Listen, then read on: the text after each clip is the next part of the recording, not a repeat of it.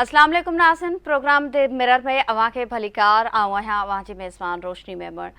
नाज़रीन, अॼो के प्रोग्राम में इहो सम्झण जी कोशिश कंदासीं त अवाम जी भलाई ऐं इलाइक़े जी तरक़ीअ ते नाले ते ठाहियल कराची डेवलपमेंट अथॉरिटी में अंधेर नगरी ऐं मलीर डेवलपमेंट अथॉरिटी जी तबाहीअ जा सबब कहिड़ा आहिनि। इहो बि मालूम करण जी कोशिश कंदासीं त केडीए जे कामूरनि अरबे रुपयनि जा प्लॉट जालसाज़ी ज़रिए कीअं विकिरो कया ऐं एॾे वॾे फ्रॉड में मुलविस कामूरनि ख़िलाफ़ हेल ताईं कहिड़ी कार्रवाई थी आहे। केडीए सिंध हुकूमत खां माहवार केतिरा करोड़ ग्रांट वठे थी ऐं ग्रांट जी मद में वरितल पैसा किथे ख़र्च थियनि था, इन हवाले सां तफ़सील बि अॼोको प्रोग्राम जो हिसो हूंदो। मलीर डेवलपमेंट अथॉरिटी में करप्शन ऐं तबाही पुठियां कहिड़ा कहिड़ा किरदार आहिनि ऐं मीडिया ते बार बार इहे स्कैंडल साम्हूं अचण बावजूद आख़िर ज़िम्मेवार कामूरनि ख़िलाफ़ का असराइती कार्रवाई छो न पई थिए, इहो बि मालूम कंदासीं। छा उहे कामूरा वाक़ई सभिनी खां ॾाढा आहिनि? इहो बि सम्झण जी कोशिश कबी त हेल ताईं हिकु बि स्कीम मुकमल न कंदड़ MDA प्लाटनि तां कब्ज़ा ख़त्म कराइण में छो नाकाम बणियल आहे? उन्हनि कब्ज़नि पुठियां कहिड़ी माफ़िया जो हथु आहे? इन हवाले सां बि तफ़सील अॼोके प्रोग्राम जो हिसो हूंदा। कराची डेवलपमेंट अथॉरिटी में अंधेर नगरी अरबे रुपयनि जा प्लॉट जालसाज़ी ज़रिए विकिरो थी विया। इल्ज़ाम हेठि आयल 8 कामूरा मुअतल। Additional director Muhammad Kamran, Atif Naqvi, Meraj Ahmed, assistant director Usman Wasi, Haseeb Sheikh ऐं काविश हुसैन नकवी मुअतल। KDA director land Asif Chandio जालसाज़ीअ में मुलविस कामूरनि खे मुअतल करण जी सिफ़ारिश कई, पर DG अल्ताफ़ गौहर मेमण कामूरनि खे मुअतल न कयो। केडीए डायरेक्टर जनरल पारां कामूरनि खे मुअतल न करण ते सेक्रेटरी बल्दियात जो एक्शन। कामूरनि खे मुअतल करे जांच कमेटी जोड़े छॾी। सिंध हुकूमत खां माहवार 40 करोड़ रुपया ग्रांट वठंदड़ केडीए में बद इंतज़ामी, गुंजाइश खां वधीक भर्तियुनि ऐं गैर क़ानूनी तरक़ियुनि इदारे खे तबाह करे छॾियो। केडीए में माहवार 48 करोड़ 90 लख रुपया मुलाज़मनि जी पघारुनि ऐं पेंशन जी मद में ख़र्च थिया। रिटायर्ड मुलाज़मनि जूं 3 अरब रुपयनि खां वधीक जूं रहतूं।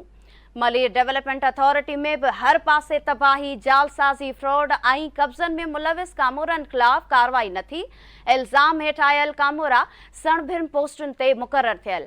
MDA जा करप्ट कामूरा सभिनी खां ॾाढा। इंडस्ट्रियल प्लाट मनपसंद माण्हुनि खे अलाट। 281 प्लाट्स मुख़्तलिफ़ बिल्डर्स जे नाले ते कंदड़ कामूरनि खे खुलियल छूट। सिंध हुकूमत बेघर ऐं घटि आमदनी वारनि माण्हुनि खां अझा फ़राहम करण लाइ ज़मीन ॾिनी। MDA वरी उहा ज़मीन गैर क़ानूनी तौरु अलाट करे छॾी। अक्सर हंधनि ते कब्ज़ा बरक़रार। 28 सालनि में का बि रिहाइशी स्कीम मुकमल न करे सघंदड़ MDA टिन्ही स्कीम्स जी मुख़्तलिफ़ सेक्टर्स तां कब्ज़ा ख़त्म कराइण में बि मुकमल तौरु नाकाम। मलीर डेवलपमेंट अथॉरिटी करोड़े रुपयनि जी मालियत जा 281 प्लाट्स मुख़्तलिफ़ बिल्डर्स जे नालनि ते कीअं मुंतक़िल कया? करप्ट कामूरनि ख़िलाफ़ जांच तेज़ थी वई। MDA जे अॻूणनि कामूरनि मोहम्मद ज़िशान ऐं आगा ज़ुबैर ख़िलाफ़ जांच हलंदड़। 63 टाउन जी बेल्टिंग, पैरागोन कंपनी ऐं MDA विच में थियल मुआहिदे जा तफ़सील तलब। इन समूरी सूरत हाल ते ॻाल्हि ॿोल लाइ स्टूडियो में मौजूद आहे KTN न्यूज़ जो सीनियर रिपोर्टर सगीर चांडियो। वरी महिरबानी सगीर टाइम ॾियण लाइ। सगीर, जीअं अव्हां खे ॼाण हूंदी त अवाम जी भलाईअ लाइ जोड़ियल अथॉरिटी में करप्शन, बद इंतज़ामी ऐं पंहिंजा नवाज़ीअ ते पाण अॻु बि केतिरा ई प्रोग्राम करे चुका आहियूं, पर इन्हनि अथॉरिटीज़ में का बि बहितरीन नज़र नथी अचे। अॼु बि इन्हनि अथॉरिटीज़ जो ज़िक्र कंदासीं। सभ खां पहिरियां इहो ॿुधाइजो त केडीए में अरबे रुपयनि जा प्लॉट्स जालसाज़ी ज़रिए विकिरो करण ऐं उन में फ्रॉड जे इल्ज़ाम हेठि आयल कामूरनि जी मुअतलीअ वारो किसो छा आहे? वॾी महिरबानी रोशनी। सिंध में तरक़ी जे नाले ते ठाहियल जेकी डेवलपमेंट अथॉरिटियूं आहिनि उहे मुकमल तौरु तबाह थी चुकियूं आहिनि ऐं अवाम मां उन्हनि खे को बि जेको आहे उहो इदारनि मां फ़ाइदो कोन पियो मिले। ऐं इहे अथॉरिटियूं जेकी सिंध हुकूमत खां ज़मीन ख़रीद करे वेठा आहिनि ऐं घटि पैसनि ते सिंध हुकूमत इन्हनि खे जेके ज़मीनियूं ॾिनियूं उहे अथॉरिटियूं हुजनि, यानी KDA हुजे, MDA हुजे, LDA हुजे या 7 डेवलपमेंट अथॉरिटी हुजे या हैदराबाद डेवलपमेंट अथॉरिटी हुजे, उन्हनि समूरनि अथॉरिटीज़ जे ज़मीननि ते जेके आहिनि उहे हथ वठी कब्ज़ा कया विया आहिनि। ईअं नाहे जो ईअं कब्ज़ा माफ़िया आया ऐं उन्हनि जी ज़मीननि ते पाण मुरादो कब्ज़ो करे वेठा आहिनि, पर इन्हनि अथॉरिटीज़ जे कामूरनि जी मिली भगत सां ई सालनि खां जेके इहे उन्हनि जी ज़मीन ते कब्ज़ो कयूं वेठा आहिनि। उन्हनि में उन्हनि जी मिली भगत MDA हुजे या KDA हुजे, उन्हनि जी शामिल आहे। सही। हाणे इन्हनि में जेके आहिनि अथॉरिटीज़ में हर हफ़्ते हर महीने जेके आहिनि उहे स्कैंडल्स मामूल बणिजी विया आहिनि। पाण गुज़िरियल हफ़्ते MDA ते प्रोग्राम कयोसीं ऐं नाज़रीन खे इहो ॿुधायोसीं त कीअं जेका MDA खे तबाह कयो वियो आहे ऐं उन्हनि जी ज़मीननि ते कीअं जेके आहिनि उहे कब्ज़ा कराया विया आहिनि। जेके कब्ज़नि में मुलविस आहिनि त उन्हनि खे जेका आहे कहिड़े कहिड़े वरी पोस्टनि सां नवाज़ियो वियो आहे। हाणे पाण ज़िक्र कयूं था जेके उहो KDA जो, त KDA में बि जेके आहिनि उन्हनि जे अरबे रुपयनि जी मिल्कियतुनि जेके आहिनि उन्हनि ते कब्ज़ो बि करायो वियो आहे। वरी उन्हनि जी रिकॉर्ड में जालसाज़ी करे या रिकॉर्ड में हेराफेरी करे उहे जेके मिल्कियतूं आहिनि उहे सेल कयूं वियूं आहिनि। हाणे सभ खां पहिरीं डायरेक्टर लैंड आसिफ़ चांडियो उन ख़त लिखियो डायरेक्टर जनरल KDA खे ऐं उन में उन्हनि निशानदेही कई त जेके 8 ऑफिसर आहिनि उन में 3 जेके आहिनि उहे एडिशनल डायरेक्टर हुया। एडिशनल डायरेक्टर हुयो मोहम्मद कामरान। उनजो रिमार्क्स में बाक़ाइदे सां उहो ख़त आहे, नाज़रीन खे पाण ॾेखारींदासीं त उन में सभु शयूं क्लियर लिखियल आहिनि त हिननि जेके प्लाटनि ते या उन में उन्हनि जे रिकॉर्ड में जालसाज़ी करण में इहो एडिशनल डायरेक्टर मोहम्मद कामरान मुलविस आहे। उन खां अलावा एडिशनल डायरेक्टर आतिफ़ हुसैन नक़वी उन जो नालो ॿुधायो वियो आहे उन ख़त में ऐं उन में रिमार्क्स में उहो ॼाणायो वियो आहे त फलाणे फलाणे प्लाट्स ते हिननि जालसाज़ी कई आहे। सही। ईअं ई 3 जेके आहिनि उहे एडिशनल डायरेक्टर आहिनि, 3 वरी असिस्टेंट डायरेक्टर आहिनि, ॿिया उन में असिस्टेंट मुलाज़िम आहिनि, जूनियर क्लार्क आहिनि, यानी 8 कामोरा जेके आहिनि उहे उन में इन जालसाज़ी में मुलविस ॼाणाया विया आहिनि। सही। पोइ उन्हनि ख़त लिखियो DG KDA खे ऐं उन में इहो ॿुधायो वियो त हिननि अरबे रुपयनि जो नुक़सानु ॾिनो आहे KDA खे ऐं उन्हनि जूं जेके अरबे रुपयनि जूं मिल्कियतूं आहिनि उन्हनि जे रिकॉर्ड में हिन जालसाज़ी कई। जेकॾहिं इंडस्ट्रियल रहाइशी प्लाट आहे उन्हनि खे कमर्शियल ॼाणाए करे उन प्लाट्स खे क्लिफ्टन में हिकु वॾो प्लाट आहे उन खे सेल कयो वियो। F43 क्लिफ्टन ब्लॉक 5 में उहो रहाइशी प्लाट हुयो, उन खे उन्हनि सेल करे छॾियो। सेल करण जी उन्हनि कोशिशि कई, बाद में इहे पकड़िजी पिया।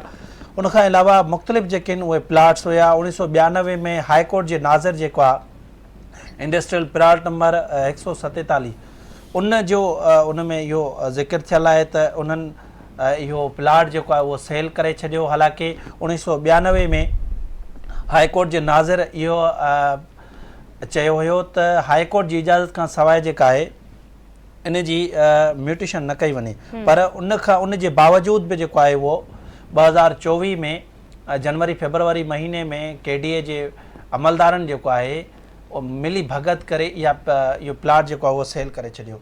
मुख़्तलिफ़ उन्हनि जूं प्रॉपर्टीज़ आहिनि, क्वार्टर्स ठहियल हुया।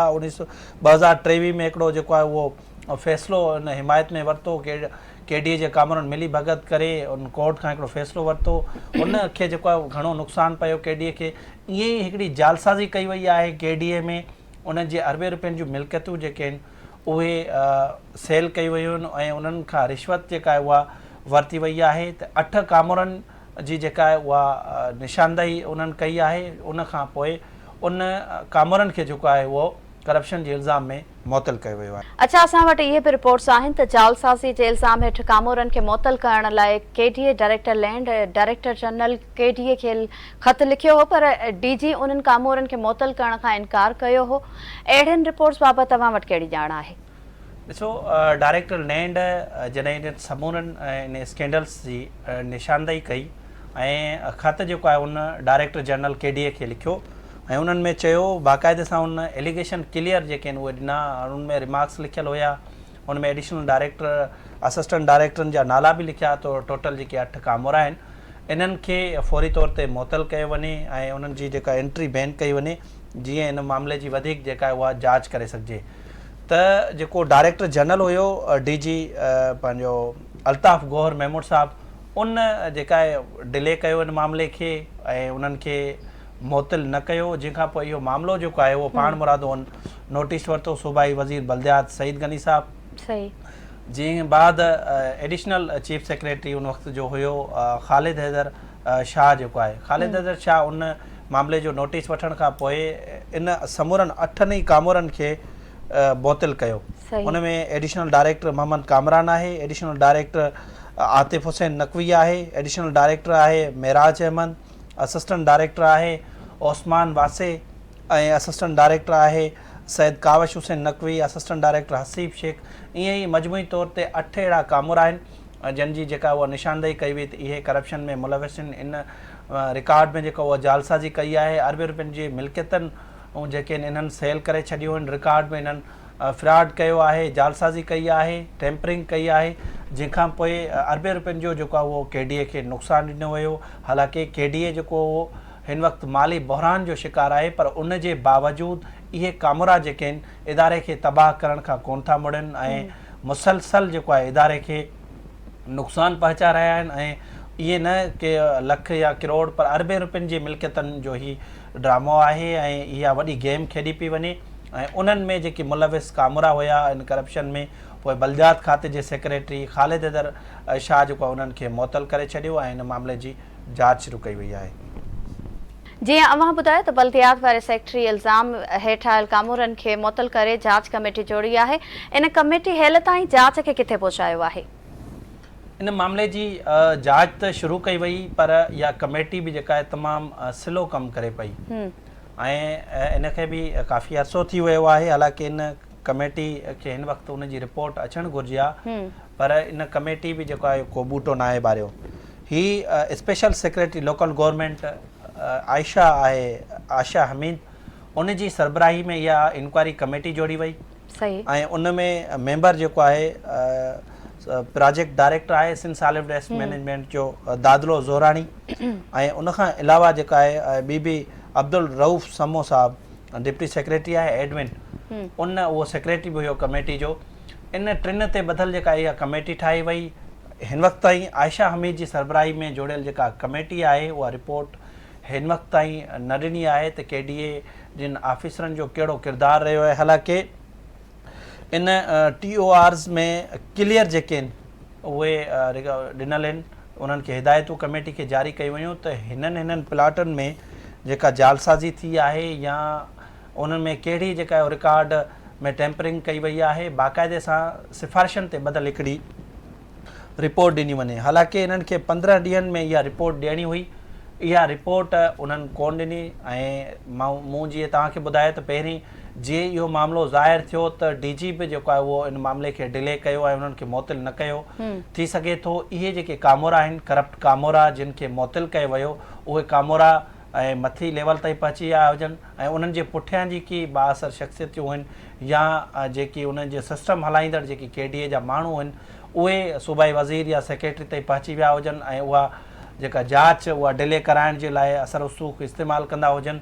इहो ई जेका उहो रीज़न थी सघे थो, छाकाणि जो हिन वक़्तु इन मामले जी जेका उहा रिपोर्ट अचणु घुरिजे आहे ऐं मुकमल थियणु घुरिजे आहे, पर इन मामले बाबति जेका जांच कमेटी ठही उन ते का बि अख़बाराई न आहे थी। जीअं कमेटी ठही आहे तीअं उहो जेका उते हिकु बि ॿुधाए पियो वञे को इजलास हिन वक़्तु ताईं न आहे थी सघियो।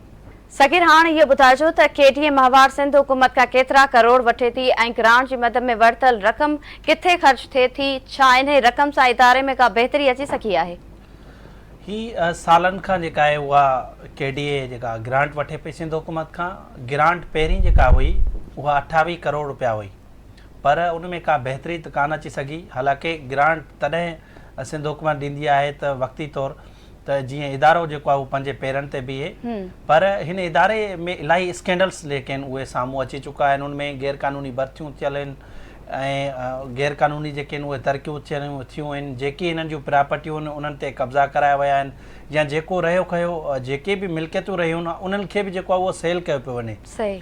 पर सिंध हुकूमत जेको आहे इन जी ग्रांट में इज़ाफ़ो कंदी रही आहे। 40 करोड़ रुपया हर महीने KDA खे ग्रांट ॾे पई, यानी ख़ैरात ॾे पई त इदारो जेको आहे उहो बहितरी तरफ़ अचे। पर ही इदारो या इदारे में वेठल जेके माण्हू आहिनि उहे बहितरी चाहिनि ई कोन था ऐं उन में एतिरा इहे ॼण मुलाज़िमनि जी हिकिड़ी फ़ौज भर्ती थियल हुजे जेके अंग अखर साम्हूं अचनि पिया त तक़रीबन 7,500 खां वधीक जेको आहे हिकु अथॉरिटी में माण्हू भर्ती थियल आहिनि ऐं उन्हनि में जेकी रुगो पेंशन ऐं पघारनि जी मद में 48 करोड़ 90 लख यानी 49 करोड़ रुपया रुगो पघारनि में वञनि था। ही भर्तियूं कीअं थियूं, कॾहिं थियूं, छा उन्हनि जे लाइ कानूनी घुर्जूं पूरियूं कयूं या न, ॿुधाए। मतिलबु जेकी रिपोर्ट साम्हूं आयूं आहिनि त इहे सियासी तौर ते जेके आहिनि उहे भर्ती थियूं आहिनि ऐं उन्हनि खे सिंध हुकूमत जेको आहे हाणे कढणु नथी चाहे, छाकाणि जो मुलाज़िमनि जो इहो रोज़गारु आहे। ग्रेड 16 ऐं उनखां मथे जा जेके ऑफिसर आहिनि, तक़रीबन 750 ऑफिसर इन KDA में भर्ती थियल आहिनि ऐं 49 करोड़ रुपया जेके आहिनि इन पघारनि ऐं पेंशन में जेके आहिनि वञनि था। त इदारे में का बि बहितरी न अची सघी आहे ऐं सिंध हुकूमत बि नथी चाहे त इन इदारे में का बहितरी थिए। अगरि बहितरी सिंध हुकूमत चाहे हा त इन्हनि जो चेक एंड बैलेंस रखे हा ऐं जेके मुलाज़िम जेके इन्हनि मुअतल कया आहिनि या एडिशनल डायरेक्टर या जेकी डायरेक्टर जनरल जेके उन्हनि जूं मुक़ररियूं थियनि थियूं उहे मेरिट ते थियनि हा ऐं उन जो चेक एंड बैलेंस रखण सां पोइ उन इदारे में बहितरी बि अची सघे हा। हिन वक़्तु जेका उन मामले जी जांच कमेटी ठही, उन जांच कमेटी जी रिपोर्ट न अची सघी। एडिशनल चीफ सेक्रेटरी जेको हुयो उन वक़्तु ख़ालिद हैदर शाह या सईद गनी साहब इन मामले जो नोटिस जॾहिं वरितो ऐं इन्हनि खे मुअतल बि कयो त उनखां पोइ उनखे रिपोर्ट्स वठणु घुरिजे हा त इन मामले जो छा थियो। जन अरबे रुपयनि जो इदारे खे नुक़सानु ॾिनो ऐं उन जूं मिल्कियतूं जेके आहिनि उहे सेल करे छॾियूं। त हिन इदारे जेकी बि अथॉरिटियूं थियल आहिनि ईअं ई तबाह थी वियूं आहिनि। उन्हनि में चेक एंड बैलेंस न आहे। सरकारी ज़मीननि ते कब्ज़ा कया विया, उन्हनि जा प्लाट सेल कया विया, जेके ग़रीब माण्हुनि जा जिन किस्तनि ते उहे प्लाट्स वरिता उन्हनि जूं जेके आहिनि प्लाट्स जो यानी फाइल्स जेके आहिनि उहे ॿियनि माण्हुनि जे नाले ते मुंतक़िल कया ऐं जेकॾहिं के कार्नर या कंहिं सुठी लोकेशन ते ग़रीब माण्हुनि जा उहे प्लाट्स आहिनि त पोइ उन्हनि जा रिकॉर्ड जेके आहिनि गुम करे कंहिं ॻरी रिश्वत ते जेके आहिनि उहे बिल्डरनि हवाले कया वञनि था। हिकिड़े सिस्टम जे तहत अथॉरिटियूं जेके आहिनि उहे तबाह कयूं वयूं ऐं बाअसर माण्हुनि खे फ़ाइदो ॾियण जे लाइ उहे प्लाट्स जेके आहिनि या त उन्हनि ते कब्ज़ा कया विया आहिनि या उन्हनि जा फाइल जेके आहिनि उहे गुम कया विया आहिनि। बिल्कुलु सही था चओ सकीर। सिंध हुकूमत खे चेक एंड बैलेंस रखणु घुरिजे। हाणे पाण ज़िक्र कंदासीं मली डेवलपमेंट अथॉरिटी जो। सकीर, अव्हांखे ख़बर हूंदी त गुज़िरियल हफ़्ते वारो प्रोग्राम बि इन ई अथॉरिटी जी करप्शन ऐं तबाहीअ ते हो। अॼु इहो ॿुधाइजो त करप्शन ऐं बद इंतिज़ामिया जे इल्ज़ाम हेठि आयल MDA जे कामरनि ख़िलाफ़ हेल ताईं कहिड़ी कार्रवाई अमल में आई आहे? MDA जेको इदारो आहे उहो सालनि खां सिस्टम जे ज़रिए हलियो आहे। हाणे सिस्टम यानी बाअसर माण्हुनि जो हिकिड़ो सिस्टम हुजे थो मुख़्तलिफ़ इदारनि में। हाणे जेका आहे जेको मोहम्मद इरफान हुयो उहो हिकिड़ो सिस्टम जो माण्हू हुयो। उहो कब्ज़ा कराईंदो हुयो सरकारी ज़मीननि ते, सरकारी प्लाटनि ते जेका बैलेटिंग थींदी उन में जालसाज़ी कराईंदो हुयो या उन सां गॾु जेको हिन वक़्तु मेन मुख़्तलिफ़ जेके उहिदनि ते वेठो आहे Laeeq Ahmed, town planning officer बि आहे, PD बि आहे ऐं मुख़्तलिफ़ उन्हनि खे चार्जियूं आहिनि। उन्हनि खे जेके उन्हनि ते जेके इल्ज़ाम साम्हूं अचनि पिया या उन्हनि जे ख़िलाफ़ु जेके शिकायतूं अचनि पियूं उन जे ख़िलाफ़ु का कार्रवाई नाहे थी सघी। यानी लईक अहमद या ॿिया जेके ऑफिसर आहिनि या जेकी जिन जी ज़िम्मेवारी आहे त इहे कब्ज़ा ख़तमु कराए वञनि उन्हनि जे ख़िलाफ़ु का बि कार्रवाई न पई थिए। सही। ऐं उन जेके सिस्टम जो जेके हिसो बणियल आहिनि उन्हनि जी निशानदेही बि थी आहे त इहे कब्ज़े में मुलविस आहिनि ऐं उन्हनि जे ख़िलाफ़ु कार्रवाई कई वञे ऐं उन्हनि जे ख़िलाफ़ु इंक्वायरियूं जेके आहिनि उहे हलंदड़ आहिनि। पर MDA में वेठल जेकी कामोरा आहिनि या जीअं डायरेक्टर जनरल आहे जुमानी साहब, सईद जुमानी साहब, उहे उन्हनि जे ख़िलाफ़ु कार्रवाई नथा कनि। यानी हाणे जीअं वसीम शमसाद साहब सेक्रेटरी बल्दियात आयो आहे उन बि जेको आहे का बि कार्रवाई MDA जे ख़िलाफ़ु नाहे कई। सईद गनी साहब खे बि घुरिजे त इन मामले जो जेको आहे उहो नोटिस वठे। MDA में सिस्टम केरु हलाए पियो ऐं कब्ज़नि में केरु मुलविस आहे, हिकिड़ी जामिया जेका उहा इन्वेस्टिगेशन थियणु घुरिजे।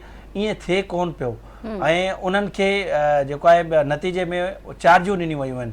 यानी लईक अहमद जेको आहे उनखे मुख़्तलिफ़ जेके उहिदनि जूं चार्जियूं ॾिनल आहिनि ऐं इहे शिकायतूं या इहे इल्ज़ाम जेके उहे जेके साम्हूं अचनि पिया या एंटी करप्शन वटि जेके इंक्वायरियूं हलंदियूं आहिनि त लईक अहमद जेको आहे उहे करप्शन में मुलविस आहे, कब्ज़नि में मुलविस आहे या बैलेटिंग जेका थी आहे 2022 में थी या उनखां अॻु जेका थी उन में जेका आहे उहा जालसाज़ी करण में इहे मुलविस आहिनि। इरफान सां मिली भगत करे जेको आहे इरफान जेको 5 ग्रेड जो हुयो 19 ग्रेड ताईं उते MDA में पहुतो। MDA खे आख़िरकार इहो ऑर्डर कढणो पियो त हीउ 5 ग्रेड जो आहे यानी उहो वापसि 19 मां वापसि 5 ग्रेड ताईं पहुतो ऐं उहो बाक़ाइदे सां ज़मीन ते कब्ज़ा कराईंदो हो। यानी मोहम्मद इरफान जे दौर में जेका करप्शन थी या बैलेटिंग थी MDA खे घुर्जे हा त इन मामले जी जांच थिए त हिकिड़ो माण्हू जेको डिफॉल्टर साबित थियो ऐं उन जे दौर में जेके बि डिसीशन थिया या केसिस हुया त उन जो बाक़ाइदे सां उन्हनि खे रिव्यू करणु घुरिजे त आया जेके इन जे ख़िलाफ़ु या उन जेके डिसीशन वरिता छा उन में जेके करप्शन त नाहे कई वई त इहे ई हिकिड़ो हाणे फाइल जेके आहिनि उहे बंदि कया विया आहिनि ऐं उन्हनि कामोरनि जे ख़िलाफ़ु का बि कार्रवाई जेका हिन वक़्त ताईं न कई वई आहे। अच्छा जी, अवां ॿुधायो त कामोरनि ख़िलाफ़ कार्रवाई त परे जी ॻाल्हि, पर इल्ज़ाम हेठि आयल कामोरनि खे ॿीहर सणिबियुनि पोस्टुनि ते मुक़ररु कयो वियो आहे। छा उहे कामोरा एतिरा पासर आहिनि जो जांच इदारा बि उन्हनि अॻियां बेवस नज़र अचनि था? बिल्कुलु, अगरि इहे जेके आम माण्हू हुजनि, आम जेके ऑफिसर हुजनि हा त उन्हनि जे ख़िलाफ़ु कार्रवाई बि थी वञे हा। सही, मूं जीअं तव्हांखे ॿुधायो जेको मोहम्मद इरफान हुयो उहो 5 ग्रेड जो हुयो, वञी उते 19 ग्रेड जो पहुतो उन MDA में। त इहे कामोरा जेके आहिनि उहे बाअसर आहिनि ऐं उन जे पुठियां जेके आहिनि उहे बाअसर शख़्सियतूं या हुकुमरान जमायत सां तालुक़ु रखंदड़ माण्हुनि जो उन्हनि जे मथां हथु हुजे थो या जेके इन्वेस्टिगेशन कंदड़ इदारा जेके आहिनि उहे बि इन्हनि ॾाढो बेवस नज़र अचनि था या उन्हनि सां उहे मिलियल हुजनि था। त इन जे करे जेके बि इंक्वायरियूं जेके साम्हूं अचनि थियूं उहे पेंडिंग आहिनि ऐं MDA तव्हां ॾिठो हूंदो त जेके वॾा केस जेके वॾा स्कैंडल्स जेके MDA में थिया आहिनि उन में जेके मुलविस कामोरा आहिनि उन्हनि ख़िलाफ़ु का कार्रवाई जेका आहे उहा नाहे थी। हालांकि सालनि खां उहे गैर क़ानूनी भर्थियुनि ऐं जालसाज़ी या कब्ज़नि में जेके आहिनि उहे मुलविस हुजण जी निशानदेही बि जेका उहा थी आहे। नेब में बि इन मामले जी निशानदेही थी त बहरिया टाउन खे जेका ज़मीन ॾिनी वई उन में MDA जा बि जेके आहिनि उहे कामोरा मुलविस आहिनि, पर उन MDA जे कामोरनि जे ख़िलाफ़ु का कार्रवाई न थी। मोहम्मद इरफान हुजे या लईक अहमद हुजे या ॿिया जेके कामोरा हुजनि उन्हनि जे ख़िलाफ़ु का कार्रवाई न थी। सालनि खां इहे पघारूं में जेके लखें रुपयनि में खणंदा रहिया। 5 ग्रेड जो हिकिड़ो मुलाज़िम 19 ग्रेड ताईं पहुतो ऐं लखनि जी तादाद में जेका आहे उहा उन्हनि पैसा बि वरिता, रिश्वत किरोड़े रुपया उन रिश्वत बि वरिती ऐं आमदनी खां वधीक उन्हनि असासा बि ठाहिया, पर उन जे ख़िलाफ़ु का कार्रवाई न थी। उनखां के बि करप्शन जा जेके पैसा उहे रिकवर न थी सघिया। जांच कंदड़ जेके इदारा आहिनि उहे हिन वक़्तु बि ख़ामोश वेठल आहिनि। सही था चओ सकीर, करप्शन ख़िलाफ़ कार्रवाई जी ज़रूरत आहे। हाणे ॿुधाइजो त मली डेवलपमेंट अथॉरिटी जा करोड़े रुपयनि जी मालियत जा 281 प्लाट्स मुख़्तलिफ़ बिल्डर्स जे नालनि ते अलाट कंदड़ कामोरनि ख़िलाफ़ जांच कहिड़े मरहले में आहे? इन फ्रॉड में कहिड़ा कहिड़ा कामोरा मुलविस आहिनि?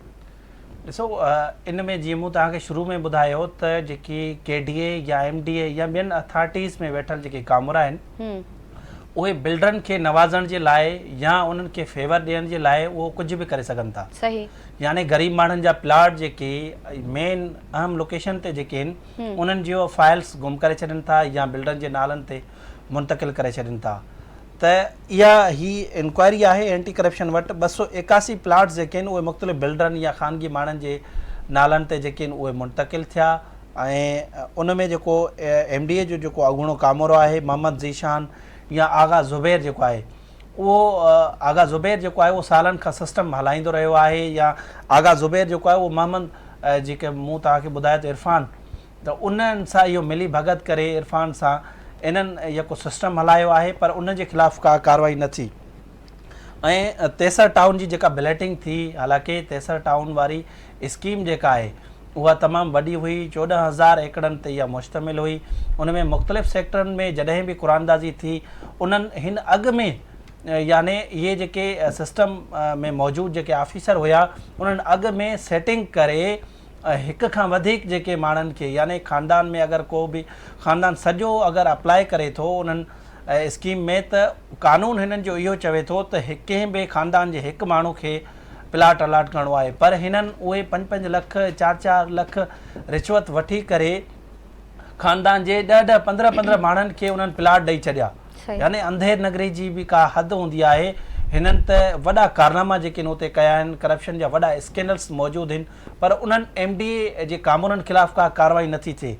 उन्हनि जी ॾिसो निशानदेही बि थी आहे त आगा ज़ुबैर आहे, मोहम्मद ज़ीशान आहे, इरफान आहे या लईक आहे, त इहे ऑफिसर जेके आहिनि इहे करप्शन में मुलविस आहिनि या उन्हनि जी रिपोर्ट्स में निशानदेही बि थिए थी, पर उन्हनि ख़िलाफ़ु का कार्रवाई न पई थिए। एंटी करप्शन वटि इहा मामले जी इंक्वायरी हलंदड़ आहे त 281 प्लाट्स जेके आहिनि उहे बिल्डरनि जे नाले ते मुंतक़िल थिया। हाणे उन जी जांच वारो अमल जेको आहे उहो शुरू कंदे जेको आहे हाणे उन्हनि खां तफ़सील जेके आहिनि उहे एंटी करप्शन घुरिया आहिनि त पैरागॉन जेका कंपनी सां हिननि जो मुआदो थियो उन्हनि जा जेके आहिनि उहे तफ़सील ॾिना वञनि या जेके बैलेटिंग थी 63 टाउन जी उन्हनि जा बि जेके आहिनि उहे तफ़सील घुरिया विया आहिनि या इन मामले जी बि जेका उहा जांच कई पई वञे त 993 इंडस्ट्रियल जेके काटेजिस अलाटमेंट में जेको फ्रॉड थियो उन मामले जो त हाणे कोर्ट में केस हलंदड़ आहे पर अहिड़ा केतिरा ई जेके आहिनि उहे केस मौजूदु आहिनि अहिड़ा केतिरा ई स्कैंडल्स जेके आहिनि उहे मौजूदु आहिनि जेके MDA में थिया आहिनि MDA में बाक़ाइदे सां तबाही थी आहे मलीर जी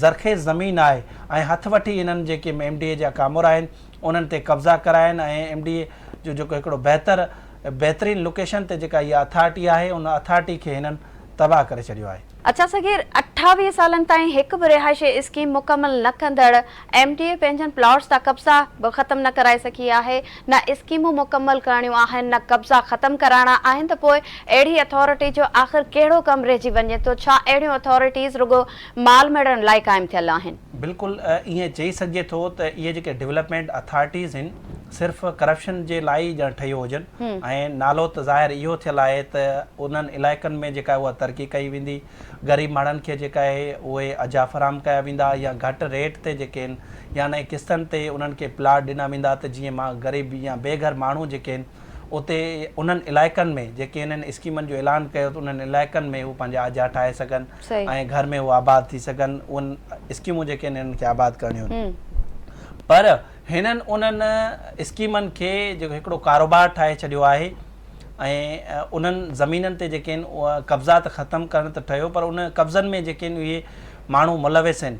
हाणे मूं जीअं तव्हां पाण गुज़िरियल हफ़्ते बि ॿुधायोसीं त जेका न्यू मलीर हाउसिंग स्कीम जेका ठही हिननि जी उन्हनि ते जेके आहिनि कब्ज़ा आहिनि मुख़्तलिफ़ सेक्टर्स ते निशानदेही बि थी हिन वक़्तु बि निशानदेही कयूं था त सेक्टर 5, 24, 25, 7, 23 समेत इन न्यू मलीर हाउसिंग स्कीम जे मुख़्तलिफ़ सेक्टरनि ते जेके हिन वक़्तु बि कब्ज़ा आहिनि उनखां अलावा जेका 63 टाउन 2005 में जेका उहा शुरू थी हिन वक़्तु बि जेका आहे उहा मुकमल न थी 20 साल इन जेका उहा 63 टाउन वारी इन स्कीम खे थी विया आहिनि पर इहा स्कीम जेका आहे उहा मुकमल न थी सघी आहे। इन स्कीम ते बि जेके आहिनि MDA जे कामोरनि जी मिली भगत सां कब्ज़ा आहिनि उनमें सेक्टर 11, सेक्टर 18, 22, 23, 31B, 33A, 54, 53 ऐं उन समेत मुख़्तलिफ़ सेक्टरनि ते कब्ज़ा आहिनि याने इहे कब्ज़ा ख़तमु कराइण जे लाइ इन्हनि वटि वरी इदारा ठहियल आहिनि एंटी इंक्रोचमेंट या डायरेक्टर स्टेट उन जा हिते वेठल आहिनि मीराणी साहब उहे कब्ज़ा ख़तमु करण बदिरां उन्हनि सां मिली भगत करे वेठल आहिनि याने जेकी कब्ज़ा ख़तमु नथा कराए सघनि त उन्हनि खे तव्हां पोस्टनि तां हटाए छॾियो या उन्हनि खे रिपोर्ट कराए छॾियो या उन्हनि जे ख़िलाफ़ का कार्रवाई कयो अहिड़ो को बि उते चेक एंड बैलेंस जो इन्हनि अथॉरिटीज़ में जेको उहो निज़ाम मौजूदु न आहे।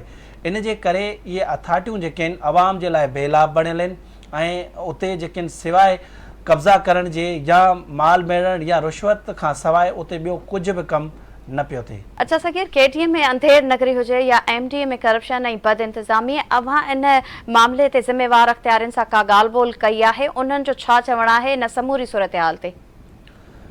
KDA में मौजूदु जेको DG आहे या उनखां अलावा डायरेक्टर लैंड आहे उन्हनि सां ॻाल्हि ॿोल करण जी कोशिशि कई पर उन्हनि सां राब्तो न थी सघियो ऐं नाज़रीन खे पाण ॾेखारियोसीं त उन्हनि इहे कमेटियूं ठाहियूं ऐं उन्हनि माण्हुनि खे मुअतिल कयो उन जे बावजूदु उन्हनि को बि जेको आहे उहो मौक़िफ़ न ॾिनो ऐं उन्हनि कॉल अटेंड न कई। उनखां अलावा जेको MDA ते पाण ईंदासीं त MDA सईद जुमानी साहब डायरेक्टर जनरल आहे मुख़्तलिफ़ गुज़िरियल हफ़्ते बि जेको आहे उन्हनि सां मौक़िफ़ वठण जी कोशिशि कईसीं पर उन सां राब्तो न थी सघियो। हिन भेरे बि उन्हनि जेको आहे उहो जवाबु न ॾिनो छाकाणि जो इहे MDA जा कामोरा जेके आहिनि उहे करप्शन में मुलविस आहिनि ऐं उते जेके आहिनि सिस्टम जा माण्हू वेठल आहिनि उन्हनि जे ख़िलाफ़ ही जेको DG आहे सईद जुमानी साहब उहो उन जे ख़िलाफ़ का कार्रवाई नथो करे ऐं कार्रवाई न करण जे करे ज़ाहिर आहे उन्हनि खां इहो ई सवाल असीं कयोसीं त इहे कामोरा जेके आहिनि उहे कीअं वेठल आहिनि हिकिड़ो माण्हू जेको कब्ज़नि में मुलविस हुजे उन्हनि खे तव्हां 3-3, 4-4 उहिदनि ते जेको आहे उहो विहारियो आहे इन जे करे उन्हनि कॉल अटेंड न कई उन्हनि सां राब्तो जेको आहे उहो न थी सघियो। ठीकु आहे वॾी महिरबानी सगीर अव्हां KDA ऐं MDA में थियल तबाहीअ बाबति तफ़सीलुनि खां नाज़रीन खे आगाह कयो। नाज़रीन ईंदड़ हफ़्ते कंहिं नए मौज़ूअ सां गॾु ॿीहर हाज़िर थींदासीं तेसीं ताईं पंहिंजी मेज़बान रोशनी मेमण खे ॾींदा इजाज़त। अल्लाह वाही।